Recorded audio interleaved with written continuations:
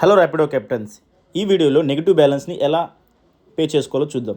ఫస్ట్గా పైన ఉన్న 3 బటన్స్ని క్లిక్ చేస్తే మీకు ఎర్నింగ్ అనే ఆప్షన్ ఉంటుంది. ఇక్కడ మీకు విజిబిలిటీ అవుతుంది వ్యాలెట్లో ఎంత మైనస్ బ్యాలెన్స్ ఉందనేసి. ఇందులో క్లిక్ చేస్తే రీఛార్జ్ అనే ఆప్షన్ కనపడుతుంది. రీఛార్జ్ అని క్లిక్ చేస్తే మీరు ₹115 కానీ నా ఫుల్ అమౌంట్ ఇంత ఉందండి, లేదంటే ₹100 కానీ ₹60 కానీ పే చేసుకోవచ్చు. మినిమం అమౌంట్ కూడా పే చేసుకోవచ్చు. సో నేను ఫుల్ అమౌంట్ కొడుతున్నా, పే అనేది క్లిక్ చేశాను. క్లిక్ చేయగానే ఇది ఏదైతే వ్యాలెట్ బ్యాలెన్స్ తీసుకుందో ఫోన్పే కానీ పేటిఎం కానీ ఏది నెట్ బ్యాంకింగ్ కానీ వీటికి రీడైరెక్ట్ అవుతుంది. సో ఇక్కడ రీడైరెక్ట్ అయిన తర్వాత నేను ఫోన్పే క్లిక్ చేసి అందులో యాడ్ చేశాను. సో ₹115 సక్సెస్ఫుల్లీ యాడ్ చేశాను.